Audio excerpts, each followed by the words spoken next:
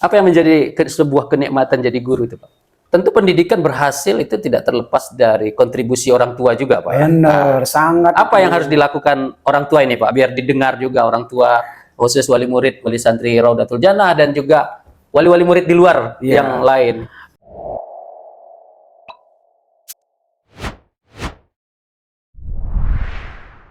Assalamualaikum warahmatullahi wabarakatuh. Masih bersama saya Mr. J, Ma'had Raudatul Jannah. Subhanallah, tabarakallah.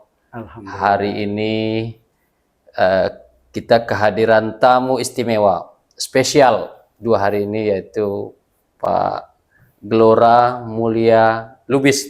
Tentu guru saya beliau dulu waktu di pondok pesantren Al-Husna, Pak, ya. Ya, gimana kabarnya, Pak? Alhamdulillah, sehat walafiat. Tabarakallah. Ya, Masya Allah. Masya Allah.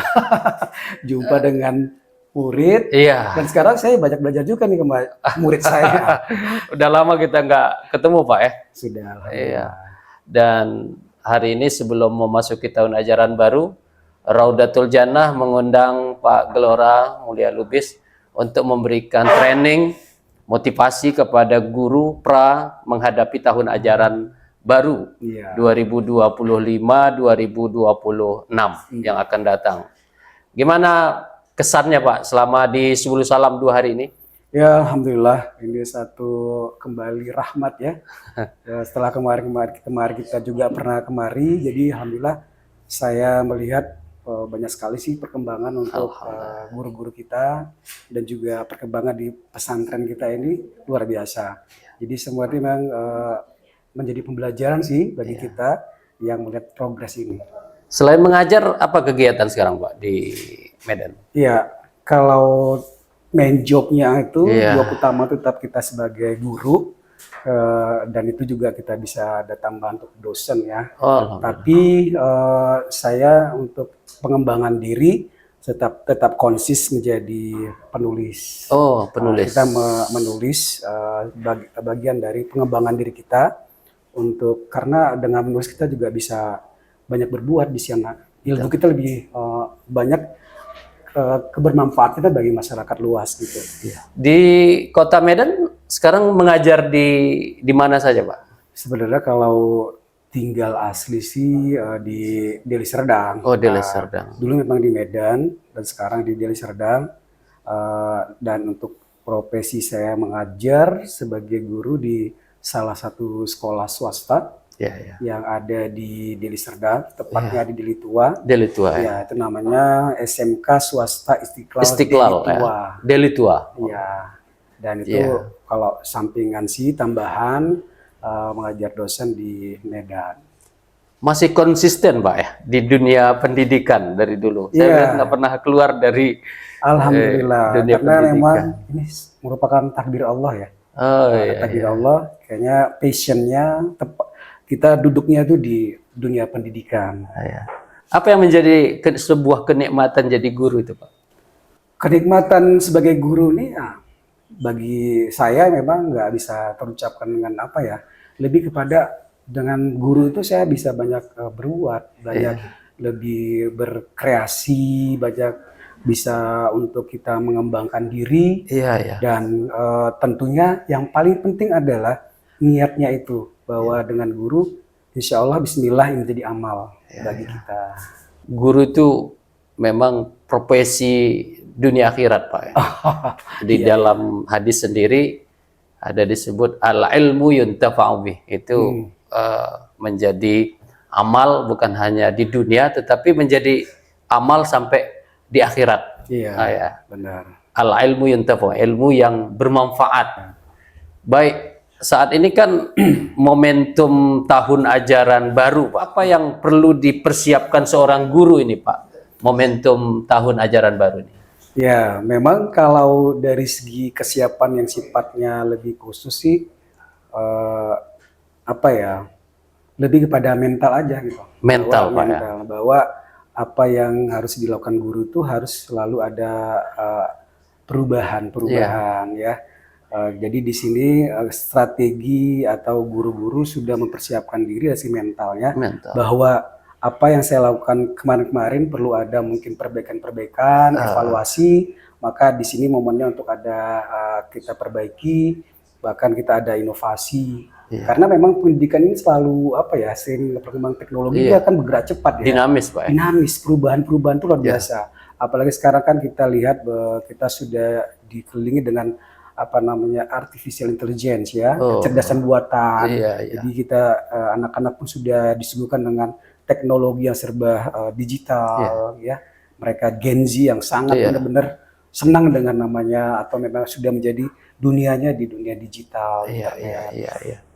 Tentu pendidikan di masa saya jadi santri dulu, Bapak jadi guru, ini sudah banyak perubahan dengan guru hari ini, Pak. Karena guru hari ini seperti yang Bapak sampaikan tadi, menghadapi generasi Gen Z ya. Gen Z. Apa strategi apa yang harus dipersiapkan guru dalam menghadapi generasi Gen Z seperti saat ini? Jadi kalau saya selalu bilang kepada teman-teman, bahkan juga dalam tulisan buku saya, tuangkan bahwa sebenarnya kita sangat bahagia sih, bersyukur pada Allah. Kenapa? Karena sampai hari ini kita masih diberikan Allah nafas untuk mau berkarya, mau juga harus mengajar ya, mendidik anak bangsa gitu kan. Masih kesempatan banyak nih ya, kita diberikan kesempatan Allah yang banyak untuk kita berkarya, lebih banyak berbuat, beramal gitu. Nah jadi yang paling penting adalah apapun perubahan zaman, maka guru harus memang benar-benar dia siap lahir batin menghadapi perubahan itu. Perubahan teknologi, perubahan dari kita lihat dari segi bagaimana kecenderungan anak sudah masuk ke level generasi apapun, mungkin nanti ada generasi Z, generasi Alpha. Tapi guru harus bisa beriringan, bahkan dia harus bisa ikut berlari dengan perkembangan yang pesat itu. Jadi nggak bisa kita nunggu paling biarin aja dah. Kenapa? Karena anak-anak butuh perubahan, seiring dengan dunia mereka, seiring dengan masa mereka. Maka bagaimana peran guru itu harus juga ikut juga beriringan dengan perubahan tersebut. Bahkan dia kalau kita lihat kan peran sebagai guru sebagai fasilitator ya, fasilitator dia bisa memfasilitasi apa yang menjadi tren kebutuhan dari anak-anak kita di generasi Z ini. Anak-anak kan sekarang kita lihat kondisi sekarang kan banyak mereka lebih menggunakan media sosial, media sosial.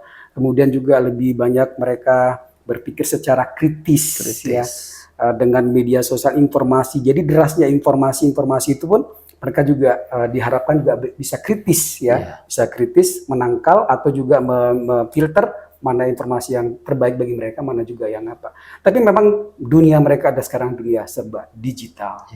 Ada satu petuah dulu, masih ingat saya, dari Buya Usman Husni, pimpinan pondok pesantren Al-Sunnah, guru kita almarhum Allah yarham.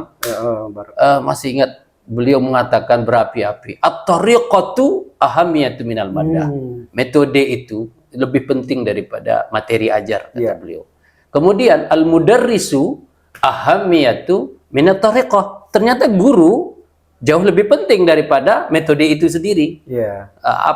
Walaupun mantap metode RPP bagus, tapi guru nggak ada, sama aja gitu, nggak keren. Beliau ada satu kata lagi yang menarik, Pak. Pernah saya dengar itu, ruhul mudarris ahamiyatu minal mudarris. Ruh seorang guru, semangat, spirit, keikhlasan itu jauh lebih penting daripada guru itu sendiri. Nah, jadi ada istilah beliau wujuduhu ka'adami. Adanya guru seperti tak ada, ini kayak nggak ada ruhnya. Bagaimana Bapak melihat terkait ruh guru itu hari ini? Semangat guru, spirit, ikhlas keikhlasannya ya. Jadi kita lihat bahwa menjadi guru ini memang secara teori dan secara praktik juga.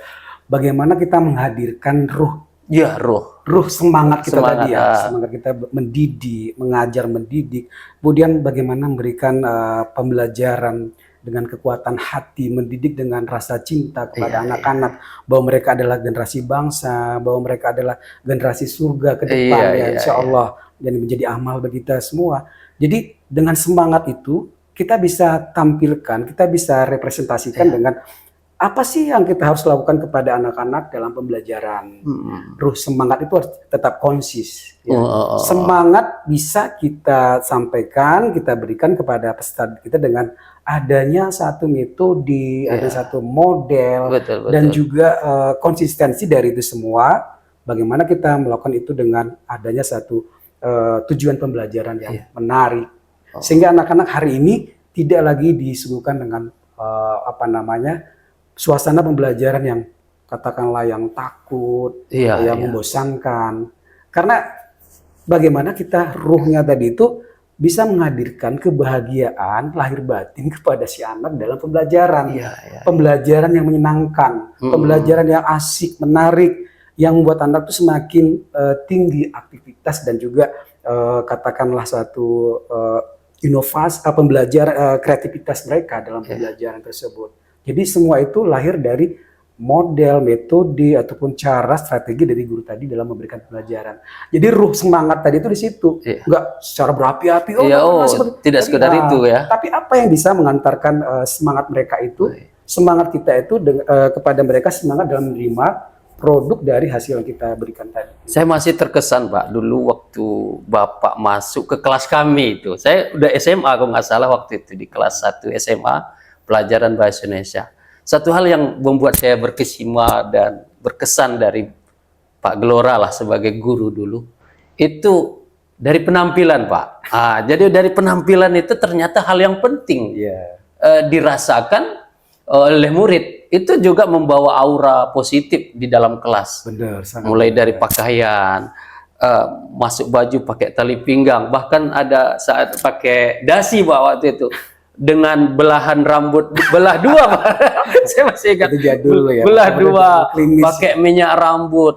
Ternyata ini bukan hanya di dunia artis ya, di dunia guru pun mesti ada ketika tampil menjadi seorang guru. Apa ini bagian daripada ruh guru itu sendiri tuh Pak? Iya, benar. Iya. Bahwa memang guru itu punya nilai jual, nilai marketing Iya. terhadap dirinya sendiri. Kenapa? Memang kan ketujuan guru itu adalah dia harus bisa memberikan satu transfer ya, transfer ilmu, transfer pengetahuan, transfer juga masalah pendidikan karakter tadi.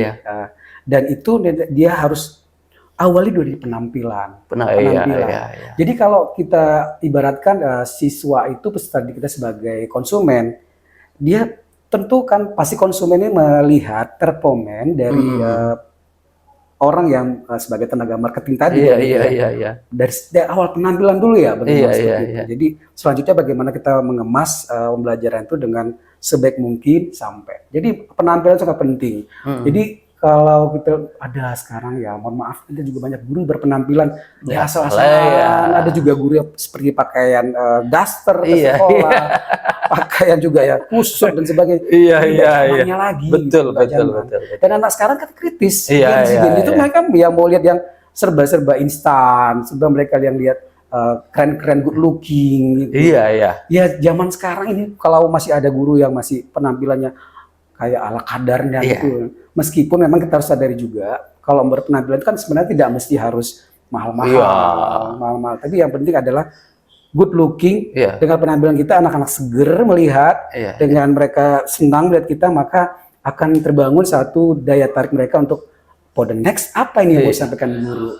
Jadi ada sesuatu yang mereka tunggu dari kita, bermula dari bagaimana kita memulai penampilan itu dan kemudian memulai pembelajaran. Karena guru itu kan yang digugu dan ditiru. Model. Dan hari ini guru adalah salah satu profesi bergengsi ya Pak ya. Iya. Dan itu harus kita tampilkan luar sebagai biasa guru. Sekarang apresiasi pemerintah. Iya. Melalui itu kan jor-joran nih dengan kita ada program PPG sertifikasi. Biasa kan. Pemerintah ini tanda perhatian betul pemerintah terhadap kesejahteraan guru. Tentu pendidikan berhasil itu tidak terlepas dari kontribusi orang tua juga Pak. Benar, sangat. Apa yang harus dilakukan orang tua ini Pak biar didengar juga orang tua, khusus wali murid, wali santri Raudatul Jannah dan juga wali-wali murid di luar yang lain. Nah ini pada anak. Subhanallah ini apresiasi betul ya, sangat kita bangga kepada orang tua yang menitipkan santrinya, anak didik anak kita ya di pesantren Raudatul Jannah ini. Kenapa? Memang tidak banyak sih orang tua yang rela ya, memiliki satu katakanlah komitmen, tekad itu untuk bagaimana anaknya itu melakukan mengenyam pendidikan itu di pada mondok gitu ya. Iya, Karena kan ada orang tua keberatan juga, "Aduh, saya anak saya nih, iya. anak satu-satunya nih, masa jauh-jauh dari saya gitu."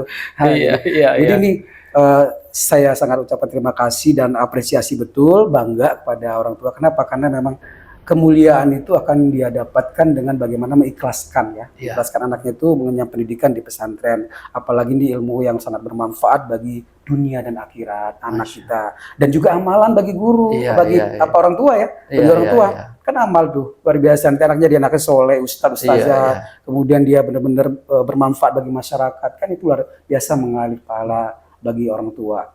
Nah, jadi yang terpenting bagaimana kalau kita lihat dalam hal pembelajaran, dalam tumbuh kembang anak-anak peserta didik kita, maka memang perlu ada kolaborasi, Iya. kolaborasi ya, sinergi antara guru dan orang tua. Kemudian juga kalau kita di sini kan sudah ada apa ini, ada pengelola pondok pesantren gitu. Nah, jadi di sini memang orang tua memang dalam proses pendampingan belajar anak-anak sangat penting.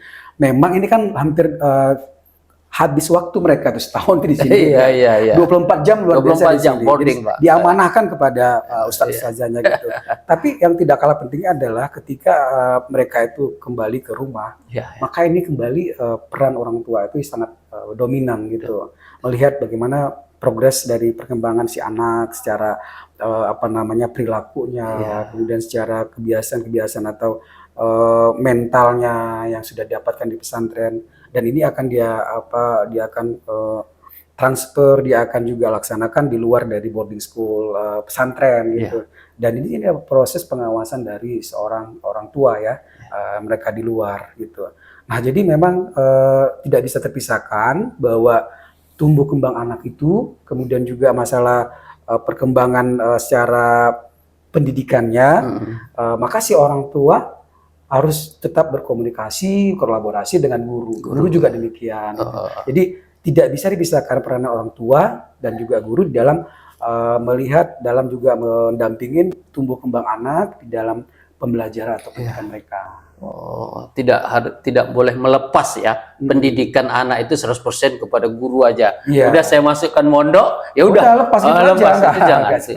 Mestinya orang tua juga memberikan karena kan juga pendidikan ada berbagi, ada juga kasus-kasus misalnya juga si anak misalnya harus karena ada problem, maka si wali kelas atau si guru juga harus mendatangkan orang tua kan, bagaimana bisa nanti secara klinis duduk bersama untuk mengatasi permasalahan anak gitu. Jadi nggak total gitu, dah nanti kalau udah balik ke rumah baru urusan saya gak seperti itu. Tapi tetap ada komunikasi tepat. Apalagi kan di pondok kan selalu ada kunjungan kepada anaknya, maka di situ juga kita bangun satu mediasi tempat ruang bagi orang tua dan anaknya. Bahkan dalam Al-Quran peran ayah itu sangat besar Pak ya terhadap anak. Peran ayah bagaimana petuah dan nasihat dari seorang ayah, bagaimana sosok Luqmanul Hakim ya kepada anaknya, Nabi Yakub alaihissalam.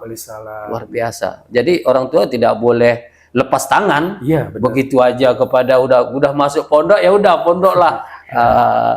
Harus tetap dia beriring itu terus. Apa pesan Bapak ini buat guru-guru kita yang akan mulai mengajar ini Pak? Di hari Senin akan datang, udah mulai masuk tahun ajaran. Pesan apa yang bisa Bapak sampaikan kepada yang jelas nggak pesan jus, pesan makanan, tetapi lebih kepada kan guru-guru ini kan 24 jam ya, 24 jam. Kalau di pondok kan tipikal seperti itu. Kalau dia non boarding school kan dia lebih kepada jam sudah tentukan. Jadi bagaimana sosok kita itu hadir ya terus secara waktu tadi itu di hati anak-anak. Kita punya peran, apalagi kalau kita sadari bahwa peran guru ini kan sama seperti orang tua kedua mereka. Bahkan tidak jarang anak-anak ini lebih banyak curhatnya, lebih senangnya kepada gurunya daripada orang tua gitu kan. Nah, jadi ini bagaimana kita memosisikan diri guru ini harus bisa menghadirkan cinta, kasih sayang kepada anak-anak kita ini, sehingga dia benar-benar kenikmatan, nyaman, senang, gembira mendapatkan situasi apapun di dalam pembelajaran. Nah, selain itu bagaimana kita Selain tadi kita juga menghadirkan model-model pembelajaran, metode apa yang tepat, memahami anak-anak secara beda karakteristik ya. Iya, Nah, iya. ini sangat penting bagi guru karena anak-anak ini tidak ada yang bodoh. Oh, tidak. Ya, Betul, semuanya betul. adalah pinter, semuanya adalah baik, semuanya adalah Punya potensi. anak-anak bangsa yang punya potensi. Hanya saja ada Kelebihan. perbedaan Betul. bakat, Bakat, minat. minat. Jadi salah kalau ada guru bilang, oh kamu bodoh, kamu tolol, nggak bisa matematika. Lihat, ternyata dia ada juga pinternya di mana, bisanya di mana dia. Gitu. Iya, iya. Jadi nggak iya, bisa iya. kita judge anak itu, oh bodoh satu bidang ini gini, Iya, baru iya. kita generalisasi dia anak yang bodoh gitu. Iya, iya. Tapi dia bagaimana kita sebagai guru memfasilitasi Iya. anak di dalam proses pendidikannya. Iya. Sehingga dia sudah punya nanti jalur, dia sudah punya bidang yang dia akan tekuni Iya, iya. untuk masa depannya. Kalau kita lihat dulu banyak teman-teman Pak di murid Bapak ya, mungkin secara ranking dia rendah, secara kualitas di kelas biasa saja. Tapi mungkin dari hari ini secara kehidupan dia lebih sukses. Iya. Ternyata Dia dapat kecerdasan sosial. kecerdasan sosial. Jadi ada anak memang dia lebih ke akademik ya. Iya. Akademik dia, wah bisa pinter, dia juara satu, ranking terus. Tapi dia nggak bisa bergaul sama teman-temannya. Iya, iya, Dia iya. merasa dirinya hebat gitu. Terus nggak bisa mau share sama teman-temannya, nggak bisa berbagi gitu. Ini juga salah gitu. Jadi ternyata kalau kita lihat bahwa anak-anak ini dalam proses pendidikan juga mereka harus mendapatkan ruang untuk bisa mereka tuh bersosialisasi. Siapapun, sehebat apapun, kalau nggak ada temannya nggak ada apa-apa. Nah, Iya, gitu. iya. Nah, pada kenyataannya di lapangan nanti setelah mereka itu apa, maka lingkungan sosial, lingkungan dunia kerja melihat bukan dari segi rankingnya, ya, IPK tertinggi, cum laude dan seterusnya, tapi bagaimana dia bisa menjadi bagian dari kompetisi sosial Kompetisi di masyarakat, sosial, ya. kompetisi dalam meraih dunia kerja, Mental. mentalnya kuat dalam misalnya menciptakan lapangan kerja, dia Iya, buat iya. lapangan pekerjaan, tapi kuat nggak dia terus bisa bersaing, Iya. ya kan, untuk menjadi pemenang ke depan. Dan tidak terlepas spiritual juga Pak ya. Iya, betul. Yang penting adalah tetap menjadi yang inilah taat gitu. Apa pesan pertama bagi guru nanti Pak? Ini kan hari Senin dia udah mulai mengajar nih. Kira-kira motivasi apa yang tepat yang disampaikan kepada guru, kepada murid-muridnya? Ini didengar oleh guru ini hari pertama ketika mengajar. Idealnya Pak. Nah, hari pertama ya udah kita happy aja. Happy aja ya. Jangan dulu dibebani Pak ya. Jangan, nggak usah. Jangan langsung ada PR gitu ya. Iya. Ya itu apalagi itu. Udah tiba-tiba hari pertama udah kita ada tugas ya, Ibu kasih ya, langsung dikerjakan. Iya, Bapak kasih ya, Ustaz kasih ya. Jangan seperti itu. Jadi bagaimana dia memunculkan suasana yang benar-benar refreshing. Iya. Jadi saya selalu bilang bahwa kita ke sekolah itu mengajar itu seperti berwisata. Oh, berwisata. Berwisata. Jadi loh, kenapa demikian? Karena sekolah itu adalah tempat wisata bagi kita. Oh. Nah, kita bisa lihat anak-anak dengan Jadi nggak pernah stres Pak kalau kayak gitu. Iya, anak-anak dengan segala keunikannya. Iya, Nah, iya. biasanya nakal itu ada seni. Nakal misalnya kita lihat anak-anak itu seninya dalam kita mengelola kelas, mendidik anak-anak gitu. Jadi nggak ada istilah stres ya? Tidak ada sebenarnya. Iya, iya. Kan nyaman-nyaman, gembira-gembira aja gitu. Ketika mungkin ya kalau namanya kita juga lihat bagaimana kita manusiawi lah misalnya. Melihat ada permasalahan, terus kita bisa tiba-tiba terpancing emosi. Kita terus sadar aja, istighfar aja. Oh ya ini kan saya nggak ngapa-ngapain. Toh saya juga marah nggak menyelesaikan masalah gitu. Saya marah-marah. Bisa saja saya bisa jadi cepat dapat penyakit gitu ya. Cepat dapat penyakit. Udah enjoy aja. Maka kita udah kembalikan, kita relax. Bahwa anak-anak itu jangan kita benar-benar lebih supaya di apa gitu enggak. Udah kita aja bersama-sama. Anak-anak bisa kita ajak juga untuk tukar pikiran loh. Sehingga besok bisa semangat lagi dia belajar. Contoh gini Ustaz. Kalau misalnya ada secara klinis si guru memanggil si anak gitu, dia banyak kali selalu dia buat marah, selalu buat apa sama teman, gaduh sama teman-temannya. Mungkin si guru tadi bisa menghadirkan diri sebagai ayah tadi. Sebagai ibu tadi. Ibu kecewa kalau begini kamu. Dia menemukan ayah di sekolahnya. Misalnya namanya si Rudi, ibu kecewa loh gitu. Kalau kamu gabut teman-teman aja. Iya kan kasihan kan. Kita berikan satu konsultasi, bimbingan secara bagaimana menyadarkan dia tentang satu pekerjaan atau satu hasil kegiatannya itu sehingga dia benar-benar mulai berpikir, oh ternyata ini salah, ini tidak baik dan seterusnya. Nggak perlu harus menghadirkan punishment, hukuman. Udah, kamu skor jam, kamu lari terus, Iya, terus iya. lari, bersihkan WC. Gak zamannya lagi. Iya, iya. Tapi lebih kepada kita bimbing anak-anak lebih menyadari apa kesalahannya itu. Pendekatan humanisnya dapat Iya. gitu. Sehingga happy ya dalam Happy, belajar. Iya, Nah, itu iya. dia. Jadi itu tadi kalau guru-guru gembira aja, senang aja. Ini kan saya punya murid baru nih. Iya, Saya iya, punya iya. senang aja kita di situ, gembira aja. Karena murid juga selain yang kita didik juga sebenarnya mereka partner kita, Pak ya. Iya. Sebenarnya mereka juga teman kita. Iya, dan kita harus ada kalanya kita memosisikan diri sebagai Iya, sahabat, sahabat. teman Ya. mereka. Jadi kalau dalam kita misalnya kita dalam suasana pembelajaran tuh di kelas ada suasana riuh, Iya, riuh. Kita jangan langsung menyadari, oh, gini terus seperti itu dia. Udah, kita boleh aja sih menjadi bagian dari mereka. Iya.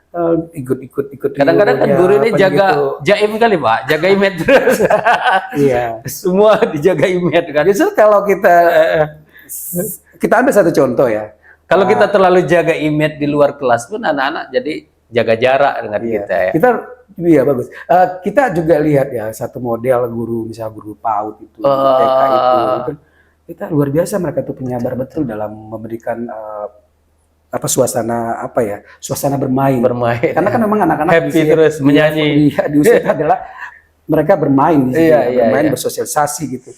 Tapi memang kita lihat bagaimana mereka juga seperti anak-anak juga dalam memberikan pembelajaran itu kan, memberikan situasi yang bermain tersebut. Ikut juga seperti bermain-main. Iya, iya, iya. Nah, itu tadi. Artinya apa? Anak-anak lebih nyaman dengan seperti itu daripada lebih gembira daripada guru posisikan guru yang benar-benar jaga jaga wibawa, jaga jarak, kemudian pasang penampilan, pasang sikap yang benar-benar harus disegani, ditakuti. Nggak zamannya sekarang pasang muka serem. Masa kalah security ya? Security aja sekarang sudah harus memang mengembangkan itu juga tugas-tugas front office ya. Iya, iya. Mereka kan juga melayani juga, maka security kan sekarang juga harus bisa public speaking-nya dari segi bagaimana komunikasi pelayanan. Ya. Karena mereka di barisan terdepan di dalam melayani customer atau pelanggan. Sebagai guru, saya lihat Bapak konsisten ya menjadi guru dari tamat dari Unimed, masuk di dunia pendidikan menjadi guru sampai saat ini jadi guru. Ada nggak Pak tokoh idola Bapak, sosok guru yang sangat Bapak kagumi? Gitu? Kalau sosok guru ini kan itu juga sama sih. Kalau kita juga memerankan profesi guru itu dengan sebaik mungkin, memaknai bahwa guru adalah benar-benar suatu kiprah yang sangat mulia. Maka kan sebenarnya kita dapatkan model itu dari guru-guru kita terdahulu. Jadi kita bisa lihat itu ada ada guru, ini guru ini sabar kali bapak ini, ibu ini sabar kali, benar-benar. Jadi artinya itu jadi jadi model bagi kita. Nah jadi itu bisa menjadi inspirasi.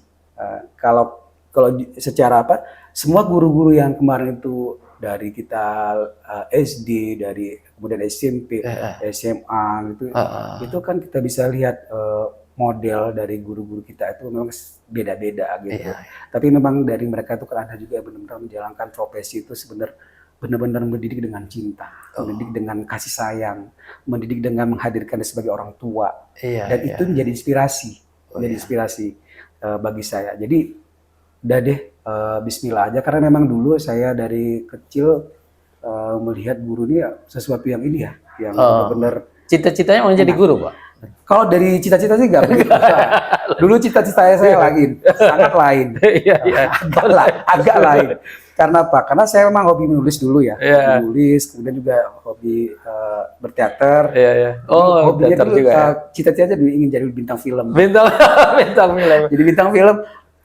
Jadi bintang filmnya murid. Jadi saya sadar, ya Allah ini benar-benar kau kabulkan. Saya jadi bintang film dalam dunia pendidikan dan saya hadir memerankan tokoh guru dalam kehidupan saya di sekitar saya gitu.